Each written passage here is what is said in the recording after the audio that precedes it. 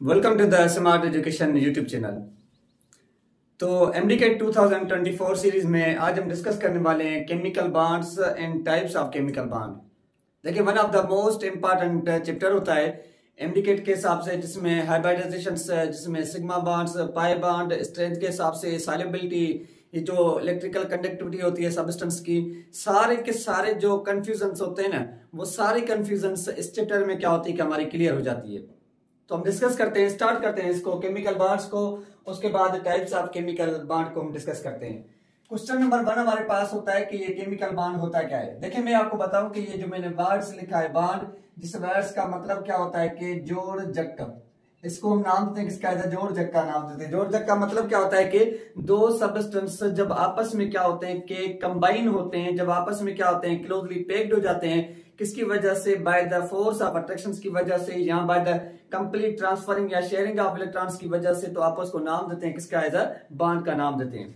देखेंगे जो हमारे पास बॉन्ड्स होते हैं, ये दो टाइप के बॉन्ड्स होते हैं। एक को हम नाम देते हैं, किसका एज अ फिजिकल बॉन्ड्स का नाम देते हैं। एक हमारे पास फिजिकल बॉन्ड होता है, एक हमारे पास क्या होता है कि ये केमिकल बॉन्ड होता है। तो दो तरीके के क्या होते हैं कि बॉन्ड होते हैं। What is the meaning of the physical bonds and what is the meaning of chemical bonds. जब दो चीजें आपस में कंबाइन हो, जो आपस में क्लोजली पैक्ड हो, आपस में केमिकल बॉन्ड्स बनाए या फिजिकल बॉन्ड्स बनाए, अगर दो चीजें आपस में कंबाइन हो रही हैं, कंप्लीट मिक्स हो रही हैं, अगर आप उनको इजी तरीके से सेपरेट कर सकें, जो हमारे पास इजीली क्या होते हैं कि सेपरेटेड होते हैं, वो बॉन्ड्स क्या कहलाते हैं हमारे पास, वो फिजिकल बॉन्ड्स कहलाते हैं। अगर हमारे पास जो चीजें इजीली सेपरेटेड ना हो, कि नॉट बी इजीली सेपरेटेड, जिनको आप इजीली तरीके से सेपरेट ना करें, कि जो हमारे पास इजीली सेपरेटेड नहीं होते, तो हम कहते हैं कि वो हमारे पास क्या है कि केमिकल बॉन्ड्स होते हैं। क्वेश्चन होता है कि what is the chemical bonds.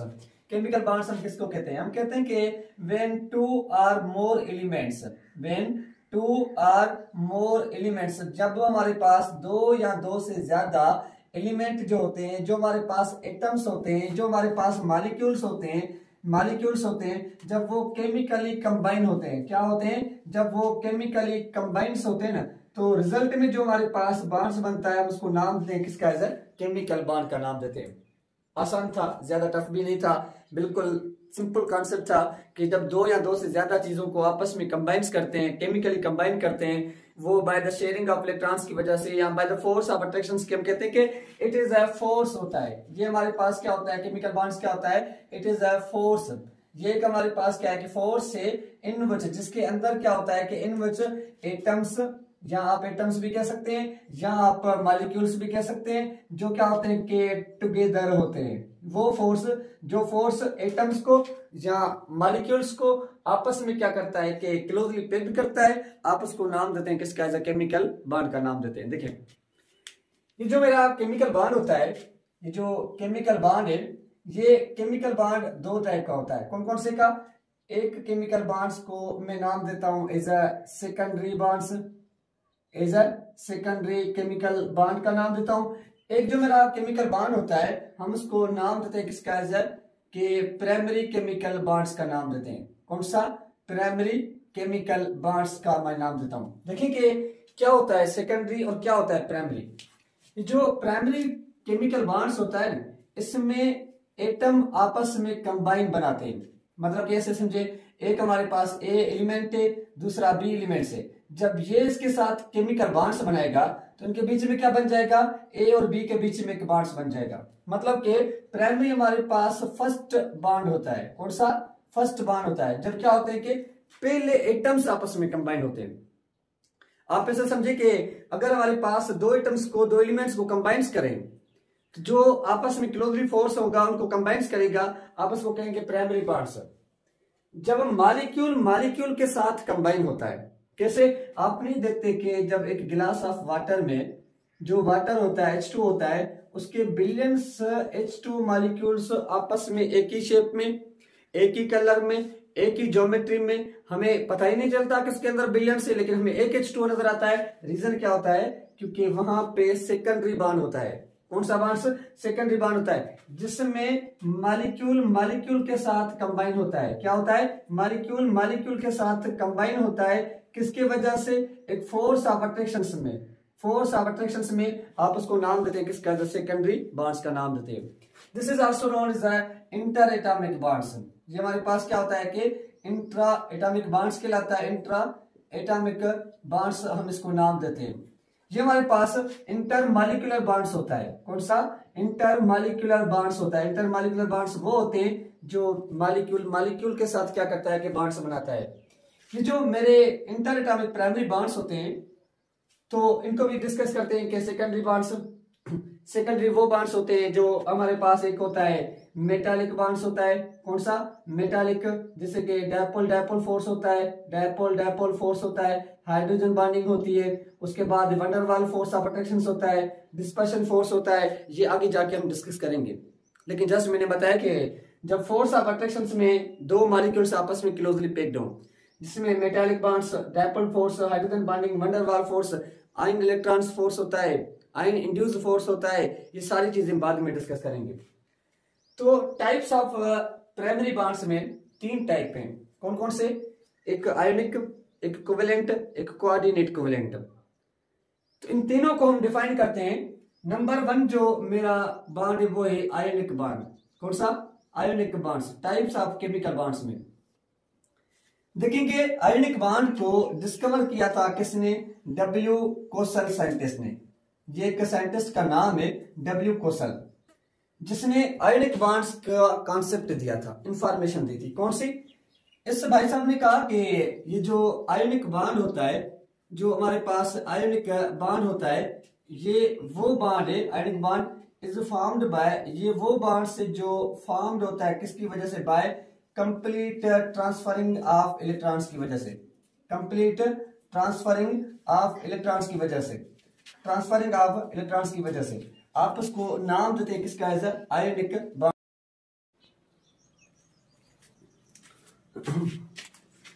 उसके बाद जो दूसरी पॉइंट होती है आयोनिक बॉन्ड्स की, मेन जो हमारे पास होती है कि ये जो आयोनिक बॉन्ड होता है, ionic bond is formed between, ये जो आयोनिक बॉन्ड्स होता है फॉर्म्ड बिटवीन, किसके बीच में बनता है?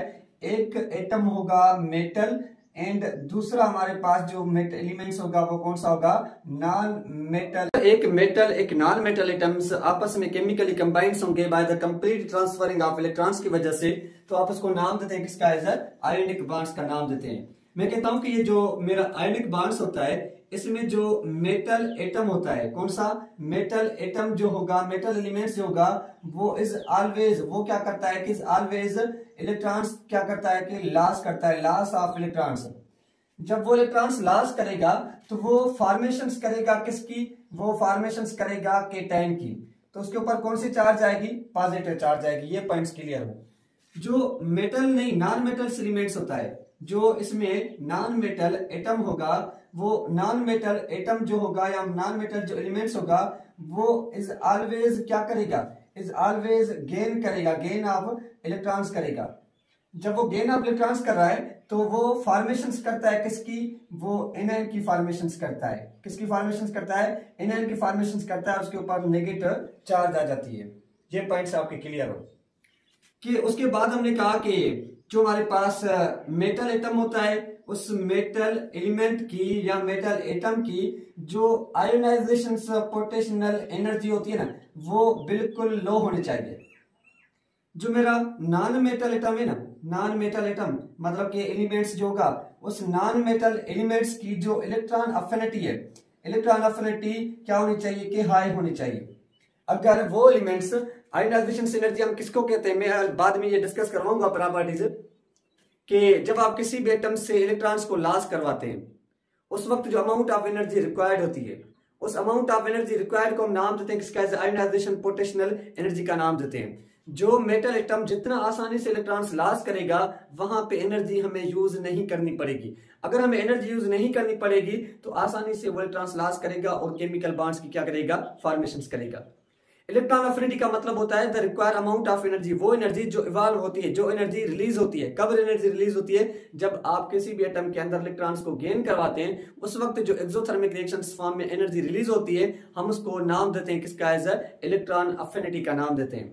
इलेक्ट्रॉन अफिनिटी हमारे पास क्या कहलाती है? वो अमाउंट ऑफ एनर्जी जो रिलीज होती है जब कोई भी एटम इलेक्ट्रॉन्स क्या करेगा? गेन करेगा। तो इस वजह से नॉन मेटल्स के पास ज्यादा होना चाहिए ताकि वो आसानी से इलेक्ट्रॉन्स लॉस करे, गेन करे। मेटल के पास Ip का वैल्यू कम होना चाहिए ताकि वो आसानी से इलेक्ट्रॉन्स क्या करे, लॉस करें। जैसे कि मेरे पास एग्जांपल्स होते हैं कि सोडियम को हम कंबाइंड करवाते हैं किसके साथ, क्लोरीन के साथ करवाते हैं, तो फॉर्मेशन होती है किसकी, NaCl की फॉर्मेशन होती है। अच्छा बात याद रखिए कि क्या होता है कि क्वेश्चन पूछा जाता है सोडियम क्लोराइड की फॉर्मेशन में से, मैग्नीशियम क्लोराइड की फॉर्मेशन में से पूछा जाता है। पहले केस में क्या होता है कि ये जो मेरा सोडियम एटम होता है, सोडियम अपना एक इलेक्ट्रॉन क्या करता है कि लॉस करता है, तो क्या बन जाता है, सोडियम 1 पॉजिटिव प्लस में 1 इलेक्ट्रॉन में से क्या होता है कि बाहर निकलता है। तो इसको हम क्या करते हैं कि अमाउंट ऑफ एनर्जी देते हैं इस वजह से ताकि इलेक्ट्रॉन्स लॉस करें, इलेक्ट्रॉन्स को बाहर निकालने के लिए। तो यहाँ पे डेल्टा पॉजिटिव एनर्जी, यहाँ पे डेल्टा H आप इसको क्या करते हैं कि एनर्जी देते हैं। उसके बाद ये जो मेरा क्लोरीन होता है ना, क्लोरीन में 1 इलेक्ट्रॉन्स गेन करवाने के लिए, चाय बाबा, हाँ चाय खड़ी आवन,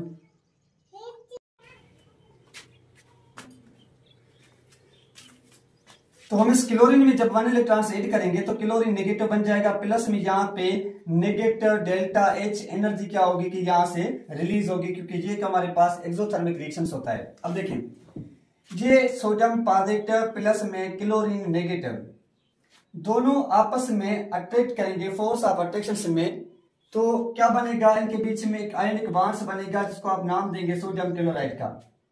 इस वक्त जो हमारे पास यहां से delta H amount of energy release होती है माइनस हमारे पास 788 किलो जूल पर मोल एनर्जी, हम उसको नाम देते हैं किसका, एज द लेटेस्ट एनर्जी का नाम देते हैं।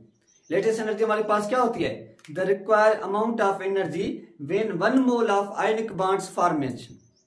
वो अमाउंट ऑफ एनर्जी जो हमारे पास अमाउंट ऑफ एनर्जी रिलीज होती है जब हमारे पास 1 mole of any ionic bonds क्या होता है कि फॉर्म होता है, आप उसको नाम देते हैं किसका, एज द लेटेस्ट एनर्जी का नाम देते हैं। लेटेस्ट एनर्जी डिपेंड्स करती है किसके ऊपर, डिपेंड्स करती है मेटल और नॉन मेटल के ऊपर। लेटेस्ट एनर्जी डिपेंड्स करेगी इन साइज ऑफ आयंस के ऊपर डिपेंड्स करेगी कि जो एनर्जी मतलब कि जितना मॉलिक्यूल्स एटम्स आपस में जल्दी में बॉन्ड्स बनाएंगे उनमें से अमाउंट ऑफ एनर्जी क्या होता है कि रिलीज होता है जल्दी, आप उसको नाम देते हैं किसका, एज लेटेस्ट एनर्जी का नाम देते हैं। अब हम बात करते हैं किसकी, प्रॉपर्टीज ऑफ आयोनिक बॉन्ड्स। क्या properties of ionic bonds, main points होती हैं, सबसे ज्यादा इंपॉर्टेंट पॉइंट्स होती हैं कि आयोनिक बॉन्ड्स की प्रॉपर्टीज। तो अब हम डिस्कस करते हैं कि प्रॉपर्टीज ऑफ आयोनिक बॉन्ड या conditions of the ionic bonds, या ऐसे समझें कि which one of the following molecule is strong ionic bonds, या किसकी मेल्टिंग पॉइंट्स ज्यादा होती है, बॉइलिंग पॉइंट्स ज्यादा होती है, डेंसिटी ज्यादा होती है, ये सारी पॉइंट्स हम डिस्कस करते हैं। देखेंगे अगर मैं आपको प्रॉपर्टीज ऑफ आयोनिक बॉन्ड्स में बता दूं कि जो आयोनिक बॉन्ड्स की प्रॉपर्टीज होती हैं वो कौन कौन सी प्रॉपर्टीज होती हैं, कि ये जो आयोनिक बॉन्ड्स होते हैं ना, आयोनिक बॉन्ड्स जो होते हैं दी आर हार्ड होते हैं, ये एक तो हार्ड होते हैं सब्सटेंस और ये ब्रिटाइल सब्सटेंस होते हैं। कौन से हमारे पास, एक तो हार्ड ब्रिटाइल सब्सटेंस मौजूद होते हैं। नंबर पॉइंट्स 2 जो मौजूद होती है, जो आयोनिक बॉन्ड्स होते हैं इनकी जो दी है वह हाई मेल्टिंग पॉइंट्स, दी है वह हाई, इनकी क्या होती है कि काफी ज्यादा हाई मेल्टिंग पॉइंट्स भी होती है, और इनकी जो बॉइलिंग पॉइंट्स होती है वो भी ज्यादा होती है, और इनकी जो डेंसिटी होती है वो भी क्या होती है, काफी ज्यादा हाई होती है। आप ऐसे समझिए कि जो आयोनिक बॉन्ड्स होते हैं उन आयोनिक बॉन्ड्स की मेल्टिंग पॉइंट्स भी ज्यादा, रीजन क्या होता है कि इनके अंदर इंटरमॉलिक्यूलर फोर्स ऑफ अट्रैक्शन से काफी ज्यादा स्ट्रांग होता है। इनके अंदर इंटरमॉलिक्यूलर फोर्स स्ट्रांग होने की वजह से क्या होता है कि इनके अंदर क्लोजली पैकिंग काफी ज्यादा होती है, एटम्स की क्लोजली पैकिंग ज्यादा होती है काफी ज्यादा मॉलिक्यूल्स की। तो ये मॉलिक्यूल्स हार्ड होते हैं, ब्रिटाइल होते हैं, हाई डेंसर होते हैं, high melting points, high boiling points, ये सारी पॉइंट्स इनकी क्या होती है, ज्यादा होती है। Number points third, they are insoluble, they are जो हमारे पास ये सब्सटेंस होते हैं they are soluble in water, ये सब्सटेंस वो सब्सटेंस हैं जो वाटर के अंदर क्या होते हैं कि सॉल्युबल होते हैं बट इनसॉल्युबल होते हैं। किसमें इनसॉल्युबल होते हैं, मतलब आप कह सकते हैं they are soluble in the water molecules. अब क्वेश्चन होता है क्यों, क्योंकि ऑल आयोनिक बॉन्ड्स जो हैं, जो भी आयोनिक बॉन्ड्स होते हैं ना वो सारे के सारे क्या होते हैं कि पोलर को, ये आयोनिक बॉन्ड्स होते हैं, ये सारे के सारे क्या होते हैं, पोलर होते हैं। पोलर कौन सा होता है, एक हमारे पास ऐसा मॉलिक्यूल है, कैसा हमारे पास कंपाउंड्स जिसमें 0.7 से इलेक्ट्रोनेगेटिव ज्यादा डिफरेंस होगा तो हम कहते हैं कि वो आयोनिक बॉन्ड्स होते हैं। और हमें पता है कि आयोनिक बॉन्ड्स में जो इलेक्ट्रोनेगेटिव का डिफरेंस होता है 0.7 से क्या होता है कि ग्रेटर देन होता है। किससे? 0.7 से ग्रेटर देन क्या होगा कि इनका जो इसमें पोलरिटी होती है वो क्या होती है कि काफी ज्यादा हाई होती है। अगर पोलरिटी ज्यादा है तो वाटर में क्या होंगे कि ज्यादा सॉल्युबल होंगे। और जो हमारे पास नॉन पोलर सॉल्यूशंस होते हैं ना, नॉन पोलर में जैसे कि बेंजीन हो गया, बेंजीन में ये इनसॉल्युबल होगा, अल्कोहल हो गया उसमें इनसॉल्युबल होगा। जो भी आप ऐसे समझे कि नॉन पोलर होते हैं उन सब में क्या होते हैं कि ये इनसॉल्युबल होते हैं। उसके बाद दूसरी पॉइंट्स हमारे पास जो होती है कि नंबर पॉइंट्स फोर्थ फिफ्थ अगर हम कहें तो कहते हैं कि they are bad conductor of electricity. अब आप सोच रहे होंगे कैसे, ये तो पोलर मॉलिक्यूल्स हैं। They are bad conductor of electricity, ये इलेक्ट्रिसिटी के क्या होते हैं कि बेड कंडक्टर्स होते हैं। लेकिन जब ये मोल्टन स्टेट्स में एग्जिस्ट करते हैं, इन मोल्टन स्टेट्स कौन सी होती है? वो स्टेट जिसमें आप आयोनिक बॉन्ड्स को लिक्विड में कन्वर्ट करते हैं। तो जब ये मोल्टन स्टेट में होते हैं तो मोल्टन स्टेट में ये कंडक्टर्स होते हैं किसके? ये कंडक्टर ऑफ इलेक्ट्रिसिटी होते हैं। कंडक्ट करते हैं किसको? इलेक्ट्रिसिटी को करते हैं। लेकिन मोल्टन स्टेट्स लाजमी होनी चाहिए। उसके बाद अगर हम बात करें कि जो ये सब्सटेंस होते हैं इनका आइसोमेरिज्म नहीं बनता। इनका जो हमारे पास होता है आइसोमेरिज्म, इनके स्ट्रक्चर्स नहीं बनते। आइसोमेरिज्म किसके होते हैं? यहाँ पॉलीमॉर्फिज्म वगैरह होता है, आइसोमॉर्फिज्म जो होता है तो हम कहते हैं कि इनका जो आइसोमॉर्फिज्म स्ट्रक्चर होता है ना वो नहीं बनता।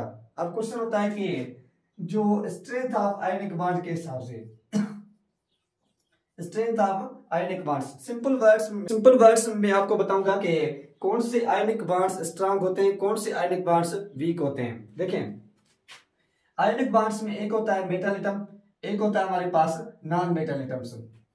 जो मेटल एटम होगा उस मेटल एटम है उसकी आयोनाइजेशन पोटेंशियल एनर्जी जितनी ज्यादा लो होगी ना वो उतना ज्यादा स्ट्रांग आयोनिक बॉन्ड्स बनाएगा, स्ट्रांग आयोनिक बॉन्ड्स बनाता है। जितनी मेटल की आईपी का वैल्यू लो होगा वो उतना ज्यादा स्ट्रांग क्या बनाएगा? आयोनिक बॉन्ड्स बनाएगा। नॉन मेटल एटम जो होता है, नॉन मेटल एटम की जो हमारे पास इलेक्ट्रॉन अफिनिटी का वैल्यू है जितना ज्यादा हाई होगा वो उतना ज्यादा स्ट्रांग क्या बनाएगा? आयोनिक बॉन्ड की फॉर्मेशंस करेगा। आयोनिक बॉन्ड्स उतना ज्यादा क्या बनाएगा कि स्ट्रांग बनाएगा। Number 1 points. Top to bottom में क्या होता है कि टॉप टू बॉटम में जो मेटालिक कैरेक्टर्स होता है, कौन सा? मेटालिक कैरेक्टर्स, वो क्या होता है कि इंक्रीज होता है। क्या होता है? इंक्रीज। आप ऐसे समझे कि हम कहते हैं कि स्ट्रांग आयोनिक बॉन्ड्स वो बनाते हैं जिसमें मेटल की साइज जो है ना वो काफी ज्यादा होनी चाहिए। नॉन मेटल की जो साइज है ना, साइज वो बिल्कुल लो होनी चाहिए। जब ज्यादा साइज वाला मेटल एटम, कम साइज वाला नॉन मेटल एटम्स आपस में क्लोजली पैक्ड होते हैं by the force of attraction में, हम कहते हैं कि ये हमारे पास स्ट्रांग आयोनिक बॉन्ड्स बन रहा है। जैसे कि एक एग्जांपल्स आपको देता हूं सोडियम क्लोराइड का, एक एग्जांपल्स देता हूं लिथियम क्लोराइड्स का, पोटेशियम क्लोराइड्स का, पोटेशियम क्लोराइड्स। दूसरा एग्जांपल्स आपको देता हूं सीजियम क्लोराइड्स का। अगर मुझसे कोई क्वेश्चन पूछे कि इनमें से सबसे ज्यादा स्ट्रांग आयोनिक कैरेक्टर किसके पास है, देखें मैंने कहा कि मेटल की साइज जितनी ज्यादा उतना ज्यादा आयोनिक कैरेक्टर्स, मेटल की जितनी low electron ionization potential energy उतना ज्यादा क्या बनेगा? वो हमारे पास आयोनिक बॉन्ड्स बनेगा। मेटल के पास जितना ज्यादा मेटालिक कैरेक्टर्स वो उतना ज्यादा आयोनिक बॉन्ड्स बनाता है। पीरियोडिक टेबल में टॉप टू बॉटम में क्या होता है कि ionic characters increase, metallic characters क्या होता है? इंक्रीज होता है, तो आयोनिक कैरेक्टर्स भी इंक्रीज होगा। पीरियोडिक टेबल में टॉप टू बॉटम में आईपी का वैल्यू डिक्रीज होता है तो मेटालिक कैरेक्टर्स भी क्या होगा? इंक्रीज होगा। क्योंकि ये जो आयोनिक कैरेक्टर्स होता है मेटल सीमेंट्स का inversely proportional to the size, size के साथ क्या होगा कि डायरेक्टली प्रोपोर्शनल होगा किसके साथ? साइज के साथ। इनवर्सली प्रोपोर्शनल होगा किसके साथ? ये इनवर्सली प्रोपोर्शनल होता है आयोनाइजेशन पोटेंशियल एनर्जी के साथ। तो टॉप टू बॉटम में साइज क्या होती है? बढ़ती है। आईपी का वैल्यू क्या होता है कि डिक्रीज होता है। तो पहले लिथियम क्लोराइड्स की बिल्कुल कम कैरेक्टर्स होंगे, सोडियम क्लोराइड में कुछ ज्यादा कैरेक्टर्स होंगे, पोटेशियम क्लोराइड्स में कुछ ज्यादा होंगे, सीजियम क्लोराइड्स में काफी ज्यादा आयोनिक कैरेक्टर्स होंगे एज कंपेयर टू दैट, क्योंकि मेटालिक कैरेक्टर्स ज्यादा था। नॉन मेटल्स में देखें कि जैसे कि मेरे पास है सोडियम फ्लोराइड, जैसे कि मेरे पास है सोडियम क्लोराइड, जैसे कि मेरे पास है सोडियम ब्रोमाइड, जैसे कि मेरे पास है सोडियम आयोडाइड। अगर मुझसे कोई क्वेश्चन पूछे बताए कि इसमें से आयनिक कैरेक्टर किसके पास है, मैं कहूंगा कि मेटालिक कैरेक्टर जिसके पास ज्यादा होगा वो ज्यादा, आयनिक कैरेक्टर जिसमें नॉन मेटालिक कैरेक्टर ज्यादा होगा वो ज्यादा आयनिक कैरेक्टर बताएगा। मेटल तो सब सेम है लेकिन नॉन मेटल चेंज है। Fluorine, chlorine, bromine, iodine, top to bottom में नॉन मेटालिक कैरेक्टर्स डिक्रीज होता है, पीरियोडिक टेबल में टॉप टू बॉटम में डिक्रीज होता है। तो फ्लोरीन के पास आयनिक कैरेक्टर्स जो है वो काफी ज्यादा स्ट्रांग होगा because of non metallic characters ज्यादा था। अगर नॉन मेटालिक कैरेक्टर ज्यादा है तो आयनिक बॉन्ड्स ज्यादा बनाएगा। और ये बात याद रखें जिन सबस्टेंस के अंदर आयनिक कैरेक्टर्स ज्यादा होते हैं ना वो काफी ज्यादा हार्ड भी होते हैं, वो काफी ज्यादा सॉल्युबल होते हैं वाटर में, वो काफी ज्यादा क्या होते हैं कि ये डेंसर होते हैं, उनकी मेल्टिंग पॉइंट्स ज्यादा, उनकी बॉइलिंग पॉइंट्स ज्यादा, उनकी डेंसिटी क्या होती है कि ज्यादा होती है, जिनके पास आयनिक कैरेक्टर्स क्या होते हैं कि ज्यादा होते हैं। तो ये थे हमारे पास सिंपल सिंपल कॉन्सेप्ट। अब हम बात करते हैं किसकी, कोवेलेंट बॉन्ड्स की, कि कोवेलेंट बॉन्ड क्या होता है।